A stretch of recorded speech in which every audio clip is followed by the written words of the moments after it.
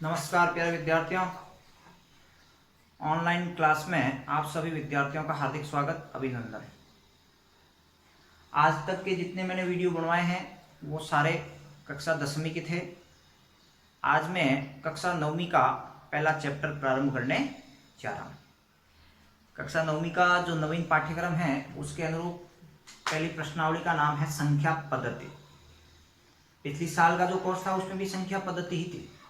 कुछ चीज़ें परिवर्तन होकर के और नया सिलेबस आया है, उसके अनुरूप ही मैं आपको और 9वीं कक्षा के चैप्टर पढ़ाने वाला हूँ। आज से लगातार हर रोज़ एक वीडियो 9वीं कक्षा का भी मेरे YouTube चैनल पर आता रहेगा।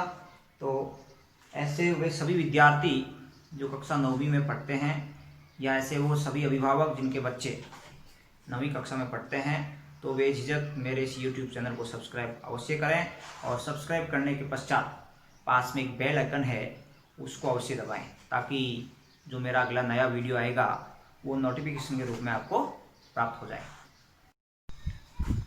संख्या पद्धति के बारे में आप सबको ये जानकारी में है कि आपने कक्षा 8वीं तक विभिन्न प्रकार की संख्याओं का अध्ययन वह वो विस्तार से कर रखा है। उसकी पुनरावृत्ति करते हुए और हम 9वीं कक्षा के चैप्टर के अंदर प्रवेश करेंगे। 9वीं कक्षा के अंदर आपको परिमेय, अपरिमेय और वास्तविक संख्याओं के बारे में जानकारी प्राप्त होगी। परिमेय संख्याओं तक का अध्ययन हम कक्षा 8वीं में कर चुके हैं। सबसे पहले क्या है, एक संख्या रेखा होती है, जैसे मैंने ये बनाई है, आपके बोर्ड पर दिखाई दे रही है। संख्या रेखा के ऊपर कल्पना करो कोई बंदा है, हाथ में एक झोला ले रखा है, बैग हो सकता है, थैला हो सकता है, वो लेकर के और संख्या रेखा के बीचों बीच जहाँ शून्य है 0 पॉइंट, वहां पर खड़ा है। वहां से वो क्या कर रहा है, कदम दर कदम बढ़ता है। जैसे कि वो कदम दर कदम बढ़ते जाता है दाईं ओर, शून्य के दाईं ओर कदम दर कदम आगे बढ़ता रहता है, और वहां पर स्वाभाविक है वहां पर स्थित जितनी संख्या है वो उस थैले के अंदर एकत्रित करता जाता है। तो जैसे जैसे वो आगे बढ़ता है, मान लो ये उस विद्यार्थी के पास थैला है, तो जैसे ही कदम रखेगा 1 को लेगा, 2 को लेगा, 3 को लेगा, 4 को लेगा, 5 को, ऐसे ऐसे वो अनंत प्रकार की संख्याएं वो अपने उस थैले में डाल देगा। अब ये जो थैला है, अब इस थैले के अंदर इसने जो संख्याएं डाली है, ये सारी संख्याएं आपको देखते हैं तो आपने 6ठी कक्षा से पढ़ता आया है कि ये सारी संख्याएं प्राकृत संख्याएं हैं। तो शून्य के दाईं ओर कदम दर कदम आगे बढ़ने पर जो अनंत तक की संख्याएं हैं वो सारी संख्याएं प्राकृत संख्याएं हैं। कैसी संख्याएं हैं? प्राकृत संख्याएं। तो पहला काम हमने जो संख्याओं का संग्रह किया वो कैसा किया? प्राकृत संख्याएं। प्राकृत संख्याएं जिसको हम n से वह निरूपित करते हैं। प्राकृत संख्या यानी 1 से शुरू होकर संख्या रेखा पर जो अनंत तक संख्याएं चलती है, उन संख्याओं को हम क्या बोलते हैं? प्राकृत संख्या बोलते हैं। अगर हम वहां से वापस अर्धवर्त करके पीछे मुड़ जाते हैं और उस पीछे मुड़ने के साथ ही अगर उसमें शून्य को शामिल कर देते हैं, यानी इसके अंदर शून्य को भी बैग में डाल देते हैं, इस बैग के अंदर हमने अब शून्य को भी भर दिया, अगर ये शून्य शामिल हो जाता है तो इस प्रकार की सभी संख्याओं को हम होल नंबर यानी पूर्ण संख्याएं कहते हैं। यानी पूर्ण संख्याएं किसे कहते हैं? पूर्ण संख्याएं। तो पूर्ण संख्याएं जिसको हम W से निरूपित करते हैं, और ये है उस अगर प्राकृत संख्याओं में शून्य को शामिल कर दें, 0 1 2 3 ऐसे अनंत तक जो संख्याएं चलती है वो सारी संख्याएं पूर्ण है। अब यहाँ इन दोनों तथ्यों से एक निष्कर्ष निकलता है। वो निष्कर्ष क्या? देखो, प्राकृत संख्या है, पूर्ण संख्या है, दोनों में समानता है, दोनों में भिन्नता क्या है? प्राकृत संख्या के अंदर शून्य नहीं है और पूर्ण संख्या के अंदर है, वो शून्य को शामिल किया है। यानी इन दोनों के मध्य अंतर कौन है? ये शून्य है। इसका मतलब ये हुआ कि सभी प्राकृत संख्याएं पूर्ण संख्या में शामिल होती है, परंतु सभी पूर्ण संख्याएं प्राकृत संख्या में शामिल नहीं होती है। इसका अर्थ ये हुआ कि सभी प्राकृत संख्याएं पूर्ण संख्या होती है, जबकि सभी पूर्ण संख्याएं प्राकृत संख्या नहीं होती है। ऐसा अगर कभी भी आपके सामने प्रश्न आ जाए कि सत्य असत्य लिखिए, तो उसके अंदर जब बोला जाए कि सभी प्राकृत संख्याएं पूर्ण संख्याएं होती है, कथन सत्य या असत्य, आपको क्या लिखना है? सत्य, क्योंकि उसके अंदर पूर्ण संख्याओं के अंदर सभी प्राकृत संख्याएं, क्योंकि शून्य के बाद ही होती है वो सभी प्राकृत संख्याएं, और ऐसा आ जाए सभी पूर्ण संख्याएं प्राकृत संख्याएं होती है, तो आपको क्या लिखना पड़ेगा? असत्य, क्योंकि सभी पूर्ण संख्याएं प्राकृत संख्याएं नहीं होती, क्योंकि शून्य पूर्ण है परंतु प्राकृत नहीं। शून्य को छोड़कर सभी पूर्ण संख्याएं प्राकृत संख्याएं होती है, तो आपको क्या लिखना पड़ेगा? कथन सत्य। ये था आपका प्राकृत और पूर्ण दोनों तथ्यों के साथ, अंतर के साथ आपको मैंने बताया। अगर इसके अंदर आपको देखते हैं संख्या रेखा के ऊपर, तो यहाँ देखो शून्य से शुरू करते हैं, 1 2 3 4 5 सबको लिया, उसके बाद हमने अर्धवर्त करके पीछे मुड़ के जब शून्य को शामिल कर दिया तो पूर्ण संख्याएं बन गई। उसके बाद भी कुछ संख्याएं आप देखते हैं तो है, अगर शून्य के हम आगे की ओर आगे और बढ़ जाएं, कदम दर कदम बढ़ें, तो इन संख्याओं के साथ में क्या जुड़ जाएगा? -1 आ जाएगा, -2 आ जाएगा, -3, -4, ऐसे अनंत तक की सभी संख्याएं भी इस ठेले के अंदर हम शामिल कर लेते हैं। तो इस प्रकार की संख्याओं को कक्षा सप्तमी में हमने पढ़ा है। क्या था? इस प्रकार की संख्याएं जो शून्य के दोनों और अनंत तक चलती है, उन सभी संख्याओं को हम क्या बोलते हैं? पूर्णांक बोलते हैं। क्या बोलते हैं? पूर्णांक। और पूर्णांक को हम z से अंकित करते हैं। पूर्णांक को हम किससे अंकित करते हैं? z से, यानी शून्य के दोनों ओर। ये जैसे ये शून्य है तो शून्य के इधर भी संख्या चल रही है अनंत तक, और इधर भी संख्याएं चल रही है अनंत तक। तो वे सारी संख्याएं जो शून्य के दोनों ओर संख्या रेखा पर अनंत तक चलती है, उन सभी संख्याओं को हम क्या बोलते हैं? पूर्णांक बोलते हैं। पूर्णांक दो प्रकार के होते हैं, एक तो धनात्मक पूर्णांक और एक ऋणात्मक पूर्णांक। धनात्मक पूर्णांक वे सभी संख्याएं जो शून्य के दाईं ओर अनंत तक चलती है, वो होते हैं धनात्मक पूर्णांक। ऋणात्मक पूर्णांक जो शून्य के बाईं ओर अनंत तक के जितने भी पूर्णांक है, वो सारे क्या है? ऋणात्मक पूर्णांक है। तो ये छोटी छोटी परिभाषाएं हैं जो हमने पिछली कक्षा में पढ़ रखी है, फिर भी एक बार मैं इसकी पुनरावृत्ति करते हुए और आपके सामने पेश कर रहा हूं, ताकि वो सारे आपके सामने तथ्य ताजा हो जाए। अब भी हम देखते हैं, देखो हमने ऋणात्मक पूर्णांक ले लिए, धनात्मक ले लिया, प्राकृत ले लिया, पूर्ण ले लिया, उसके बाद भी कुछ संख्याएं आपको दिख रही है इस संख्या रेखा पर स्थित है। जैसे यह क्या है? 1/4, 1/2, इधर क्या है? -1/3, इधर क्या है? -7/2। ऐसा हमने पिछली साल की कक्षा में पढ़ा है। ऐसी सारी संख्याएं जिसको हम P/Q के रूप में लिख सकते हैं, वे सभी संख्याएं क्या होती है? परिमेय संख्याएं होती है। अगर इस थैले के अंदर इनको भी डाल दूं, 1/2 को, 1/4 को, -1/3 को, -7/2 को, तो ये सारी संख्याएं मिलकर के क्या बनाएगी? परिमेय संख्याएं। क्या बनाएगी? परिमेय संख्याएं। परिमेय संख्या। और परिमेय संख्या को हम Q से अंकित करते हैं। किससे अंकित करते हैं? Q से। परिमेय संख्याएं किसे कहते हैं? ऐसी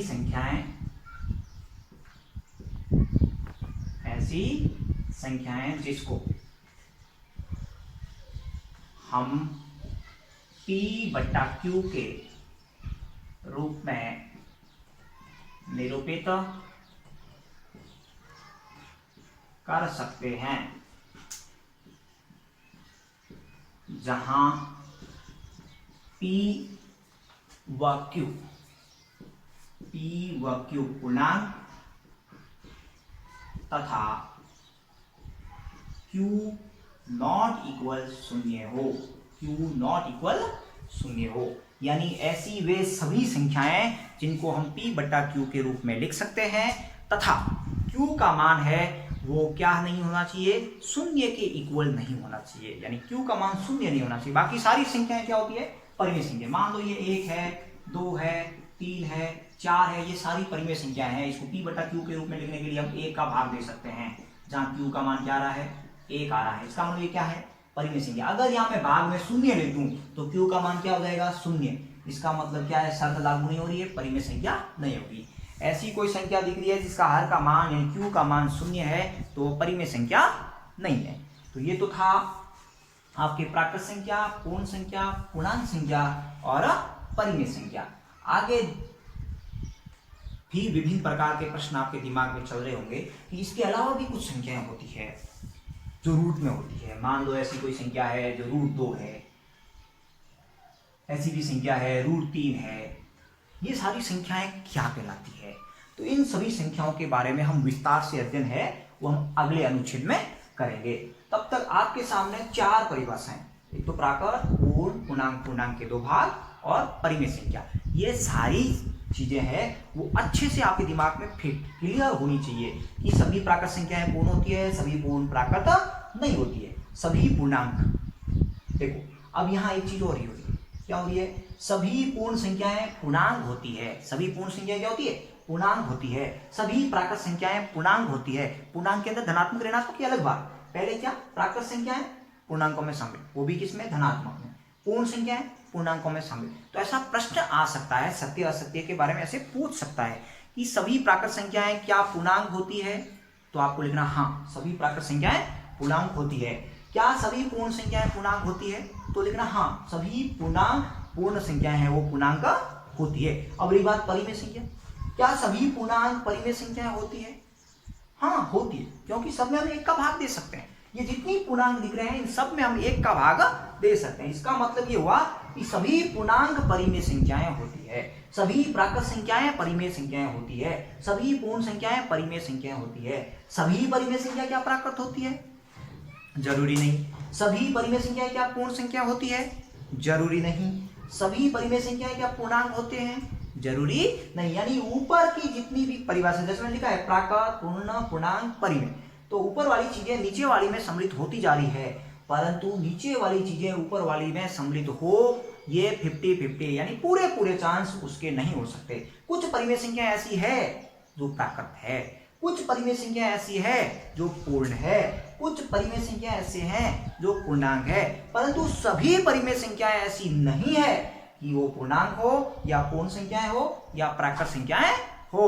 वो और भी हो सकती है। पूर्णांक के लिए क्या चाहिए? पूर्ण अंक चाहिए, बट्टे वाले अंक उसमें नहीं चाहिए। 1 का भाग दे सकते हैं, पूरी बार भाग जाता है वो संख्या हो सकती है, बाकी सारी संख्या नहीं।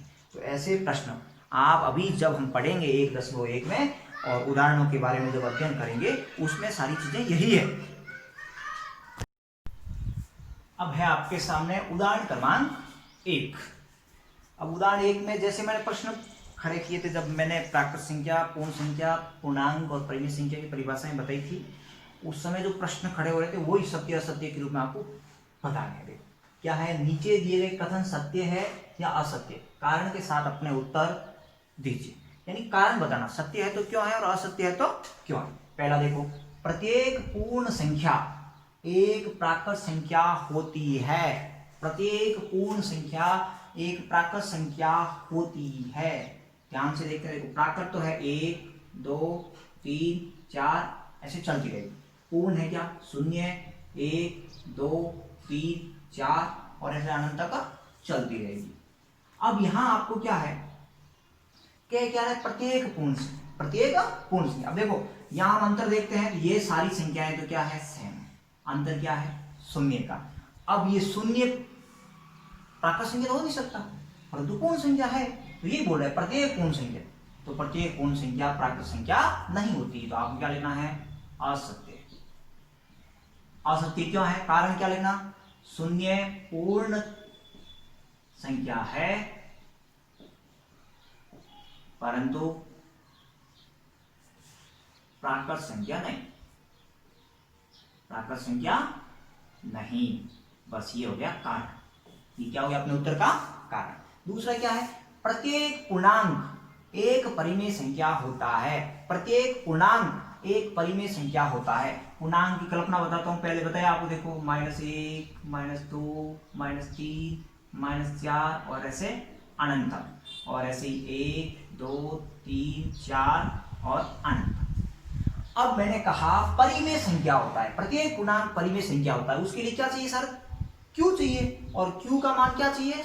0 के इक्वल नहीं चाहिए। तो इसके प्रत्येक के अंदर अगर 1 का भाग दे दें, ऐसे ऐसे 1, 1, 1, 1, तो इसका मतलब ये क्या हो गया? P बटा Q के रूप में हो गया। Q not equal 0। इसका मतलब ये हुआ कि प्रत्येक पूर्णांक एक परिमेय संख्या होती है। सत्य। क्या लेना? सत्य। और सत्य के साथ कारण क्या लिखना, कारण यही कि प्रत्येक में एक का भाग दे सकते हैं, उसके आंसर में कोई परिवर्तन नहीं होता है। -4 लिखे चाहे -4/1 लिखे, उत्तर वही क्या आएगा, -4। -3 लिखे चाहे -3/1 लिखे, उत्तर वही। चाहे 0 लिखे चाहे 0/1 लिखे, उत्तर 0 का 0। इसका मतलब कारण ये हुआ कि प्रत्येक में एक का भाग देने से और उसके आंसर में कोई परिवर्तन नहीं आता है और वो संख्या क्या बन जाती है, प्रत्येक पूर्णांक p/q के रूप का बन जाता है। इसलिए क्या है, प्रत्येक पूर्णांक एक परिमेय संख्या। अगला क्या देखो, प्रत्येक परिमेय संख्या एक पूर्णांक होती है क्या, प्रत्येक परिमेय संख्या। अब परिमेय संख्या क्या है, 1/2, 1/3, 4/9, ऐसी सभी परिमेय संख्या है। और पूर्णांक क्या है, -2 है, -4 है, 5 है, 6 है, ऐसे चलता रहेगा। 1/2 क्या पूर्ण बन रहा है, यानी 2 का भाग 1 में जाता है, ऐसी कोई संख्या आती है क्या, नहीं आती। इसका मतलब क्या है, ये भी असत्य है। क्या है, ये असत्य है। और असत्य का कारण क्या है, प्रत्येक परिमेय संख्या एक पूर्णांक संख्या नहीं हो सकती। जैसे क्या, 9/4 कर लो तो पूर्ण नहीं बनेगी, पॉइंट में उत्तर आएगा, पूरी पूरी बार भाग नहीं जा पाएगा, इसलिए वो क्या है, असत्य। अब उदाहरण क्रमांक 2। अब उदाहरण क्रमांक 2 क्या है, देखिए दूसरा उदाहरण है, 1 और 2 के बीच की 5 परिमेय संख्याएं ज्ञात कीजिए। पिछली साल 8वीं में ये प्रश्न था, किन्हीं 2 परिमेय संख्याओं के बीच में परिमेय संख्या ज्ञात करना।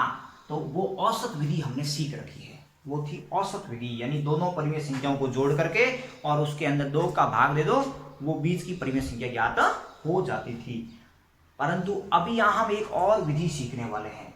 जब कभी प्रश्न के अंदर फिक्स आ जाए पहले से कि इतनी परिमेय संख्याएं ज्ञात करनी है, तो जितनी परिमेय संख्याएं ज्ञात करनी है उसमें एक जोड़ करके और दी गई परिमेय संख्या के अंश और हर से गुणा कर देना चाहिए, और उनके बीच में आने वाली परिमेय संख्याएं उन दोनों परिमेय संख्याओं के बीच में आती है। तो सबसे पहले ये लिखो, क्या, 1 और 2, इसको हम ऐसे भी लिख सकते हैं, 1/1 और 2/1, कोई फर्क पड़ा नहीं, और p/q के रूप में हो गया। अब आपको क्या करना है, 5 + 1 बराबर क्या, 6, दोनों और के अंश व हर से गुणा करने पर क्या आया, तो 1/1 गुणा 6/6 और क्या आया, 2/1 गुणा 6/6। आ क्या गया देखो, 6/6 और क्या आया, 2 × 6 = 12/6। अब यहां अंश के आधार पर, अंश में यहां 6 की जस्ट अगली परिमेय संख्या होगी, देखो कैसे, देखिए। अतः 1 व 2 के बीच 5 परिमेय संख्या, 5 परिमेय संख्या क्या होगी, तो एक तो होगी क्या, 6/7, अगली क्या, 6/7 नहीं, सॉरी 7/6, क्योंकि 6/6 है उसकी जस्ट अगली, यानी अंश को देख करके। अगला क्या आया, 7/6, अगला क्या आया, 8/6, अगला क्या आया, 9/6, अगला क्या आया, 10/6, और अगला क्या आया, 11/6। ये है टोटल 5 परिमेय संख्याएं। टोटल क्या है, 5 परिमेय संख्या। इधर तो है ये 6/6 से बड़ी, और इधर है ये क्या, 12/6 से बड़ी। इसको सरल करते हैं, 6/6 को क्या आ जाएगा, 1 आ जाएगा। इधर 12/6 को सरल करते हैं, क्या आता है, 2, और ये बीच में क्या आ गई, 5 परिमेय संख्याएं। इस प्रकार से आपको है वो किन्हीं 2 परिमेय संख्याओं के बीच में जितनी परिमेय संख्याएं ज्ञात करने का बोले, उसमें जस्ट एक जोड़ करके दी गई परिमेय संख्याओं के दोनों और अंश व हर से उसको क्या कर देना, गुणा कर देना, और गुणा करने से उन दोनों संख्याओं के बीच में जो अंशों में अंतर दिखता है वो बीच के अंश आपस में लिख देना, वही क्या है, बीच की परिमेय संख्याएं होती है। तो ये तो था आपका उदाहरण क्रमांक 1 व 2।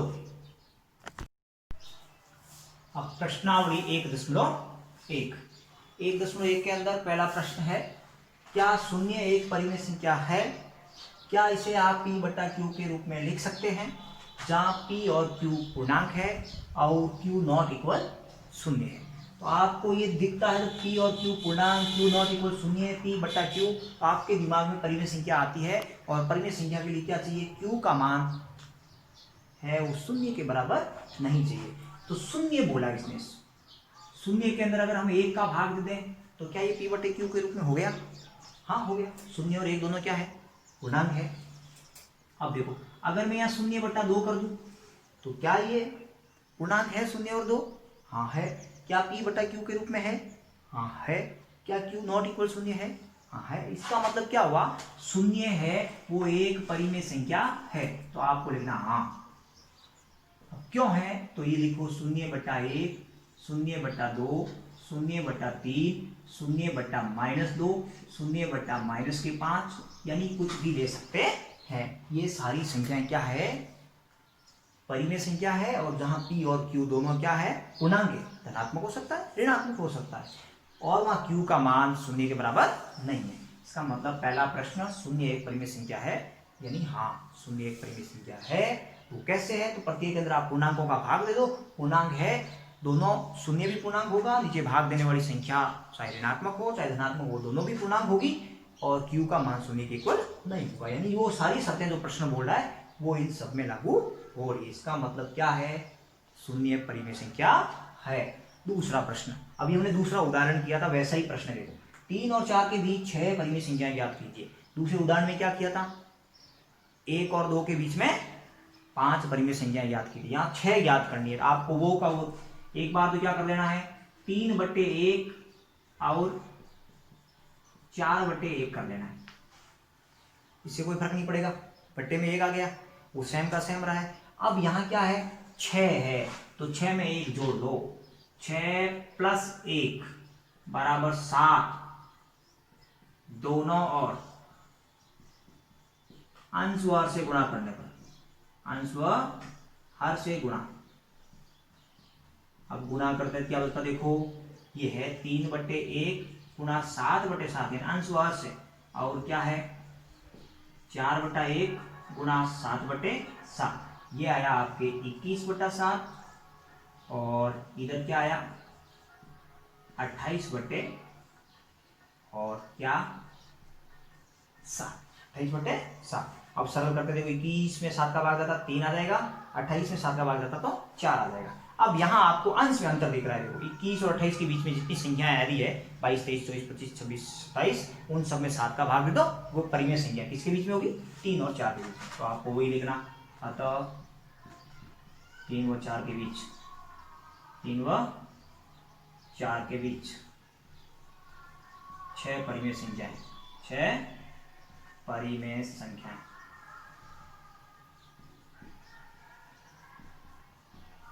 क्या है? तो 22/7, 23/7, 24/7, 25/7, 26/7 व 27/7। कितनी होगी? 1, 2, 3, 4, 5, 6। यानी कि जितनी ज्ञात करनी है उसमें 1 जोड़ना व अंश व हर से गुणा कर देना, बाकी कुछ नहीं। बहुत सरल सा तरीका है। ऐसा ही प्रश्न क्रमांक 3 है। इसके लिए बट्टे में दे रखा है, पहले से परिमेय बना रखी, परिमेय संख्या क्या है पहले से ही बना रखी, 3/5, 4/5।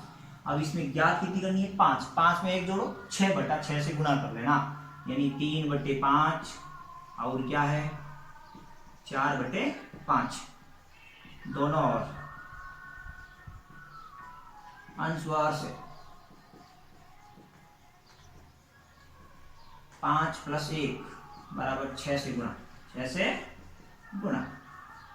वो का वो काम 3/5 गुणा 6/6, और क्या 4/5 गुणा 6/6 आया क्या 18/30, और क्या आया 24/30। इसको आप सीधे ये चिन्ह लगा करके या का चिन्ह लगाइए, डायरेक्ट लिख दो। 18/30 से तो ये क्या होगी? बड़ी होगी 19/30, 20/30, 21/30, 22/30 और 23/30, इससे ये बड़ी हो जाएगी 24/30, यानी ये इन दोनों के बीच की 5 परिमेय संख्या 1 2 3 4 5। इस प्रकार से आपको करना है प्रश्न क्रमांक तीसरा। अब एक प्रश्न है चौथा। जैसा मैंने पहला उदाहरण करवाया था वैसा ही कुछ प्रश्न है। कथन सत्य है असत्य बताना है, कारण सही बताना है। तो क्या देखो, एक वो जो शुरू में मैंने क्रम बताया है आपको, सबसे पहले प्राकृत, फिर पूर्ण, फिर पूर्णांक, फिर परिमेय, यानी नीचे वाली में ऊपर वाली शामिल होती जा रही है, परंतु ऊपर वाली में नीचे वाली शामिल पूरी बार हो नहीं पा रही है। यानी कुछ संख्या ऐसी होती है जो ऊपर वाली में शामिल हो पा रही है, परंतु कुछ ऐसी भी है जो शामिल नहीं हो पा रही है। तो ये देखो, प्रत्येक प्राकृत संख्या एक पूर्ण संख्या, तो ऊपर प्राकृत है नीचे पूर्ण है, नीचे वाले में शामिल हो सकती है। देखो, प्रत्येक प्राकृत संख्या एक पूर्ण संख्या है, तो आपको क्या लिखना, सत्य। क्या लिखना, सत्य, यानी ये है आपका पहला। चौथे का पहला है वो क्या होगा आपके, सत्य है। क्या है, सत्य। तो कारण क्या लिखेंगे, क्योंकि सभी प्राकृत संख्याएं हैं वो पूर्ण में शामिल है, क्योंकि पूर्ण प्राकृत संख्याओं में शून्य मिलाकर के ही बनाया जाता है, इसलिए क्या हो जाएगा, ये सत्य। अब दूसरा क्या है, प्रत्येक पूर्णांक एक परिमेय संख्या। देखो, पूर्णांक पूर्ण संख्या से नीचे देखो, प्रत्येक पूर्णांक पूर्ण संख्या होती है, जरूरी नहीं। पूर्ण संख्याएं केवल शून्य से लेकर के और दाहिनी और अनंत तक प्राकृत संख्या है उनको शामिल करने से बनता है, परंतु पूर्णांक के अंदर धनात्मक व ऋणात्मक दोनों संख्याएं शामिल होती है, इसलिए ये कथन क्या होगा, असत्य है। असत्य। कारण में क्या लिखेंगे, -2 3 4 पूर्णांक तो है परंतु पूर्ण संख्या नहीं। अब तीसरा क्या देखो, प्रत्येक परिमेय संख्या एक पूर्ण संख्या होती है। परिमेय संख्या नीचे है, पूर्ण संख्या ऊपर। देखो, प्राकृत के बाद पूर्ण है, पूर्ण के बाद पूर्णांक, पूर्णांक के बाद परिमेय। लेकिन परिमेय के अंदर सभी संख्याएं शामिल हो सकती है, परंतु पूर्ण संख्या में नहीं। अब देखो, प्रत्येक परिमेय संख्या एक पूर्ण संख्या होती है, असत्य। क्या हो जाएगा, असत्य, क्योंकि सभी परिमेय संख्याएं पूर्ण नहीं होगी, पूरी बार उसमें भाग नहीं जाएगा। यानी 2/4, मान लो 4/2 कर रखा है, तो भाग 2 बार गया, वो पूर्ण संख्या बन गया। परंतु अगर दे दिया 2/4 तो सरल करेंगे 1/2 हो जाएगा। 1/2 पूर्ण संख्या नहीं है, इसलिए वो सभी परिमेय संख्याएं पूर्ण संख्या नहीं हो सकती, सभी परिमेय संख्याएं पूर्णांक भी नहीं हो सकती, सभी परिमेय संख्याएं प्राकृत संख्या भी नहीं हो सकती, परंतु सभी प्राकृत पूर्ण होती है, सभी पूर्ण पूर्णांक होते हैं, सभी पूर्णांक परिमेय होते हैं। ये ध्यान रखना, ऊपर से नीचे की ओर क्रम नीचे वाले में शामिल होता जा रहा है, ये ध्यान रखना है। आज के कालांश में बस इतना ही। ये तो थी आपकी प्रश्नावली 1.1। कल के कालांश में अगला अनुच्छेद जो हमें अपरिमेय संख्या के संबंध में ज्ञान है वो हम अगले कालांश में सीखेंगे। तब तक के लिए मुझे दीजिए विदा।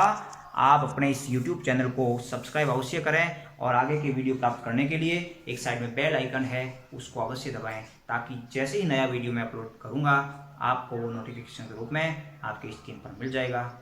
ये जरूर और आगे शेयर भी अवश्य करें, ताकि ये जो वीडियो है अधिक से अधिक लोगों के पास पहुंच सके। ये विद्या है, पढ़ाई से संबंधित जितनी भी सामग्रियां होती है जो हमारे पास उपलब्ध है, हमें दूसरे को देने का प्रयास करना चाहिए। 2 चीज़ें याद रखनी है, विद्यार्थी को हमेशा आज से अगर हमारे अंदर ये गुण विकसित होगा तो आगे काम आने वाला है। विद्या को दान करना, यानी विद्या को जितना खर्चेंगे वो विद्या बढ़ेगी, धन को जितना संचय करेंगे उतना बढ़ेगा, यानी विद्या खर्चे धन संचय। ये हमारे बड़े बुजुर्ग इसको बातों को बार बार कहते आए हैं, हमने सुना भी है, हमने सीखा भी है। कुछ विद्यार्थी इसको फॉलो भी करते हैं, कुछ ऐसा करते नहीं है। कुछ क्या करते हैं, अपने पास कोई चीज़ आ जाती है उसको आगे फॉरवर्ड नहीं करते। यानी ये सामग्री हमारे पास आ गई है, हमें इससे जो ज्ञान लेना था वो ले लिया है, आगे भेजें, ताकि जब हम आगे पढ़ाते हैं, आगे भेजते हैं, उसको बताते हैं, तो हमारा वो ज्ञान वापस पुनरावृत्ति में आता है। उससे हमारा ज्ञान हमारे दिमाग में स्थायी होता है और वो हम लाइफ टाइम भूलते नहीं हैं।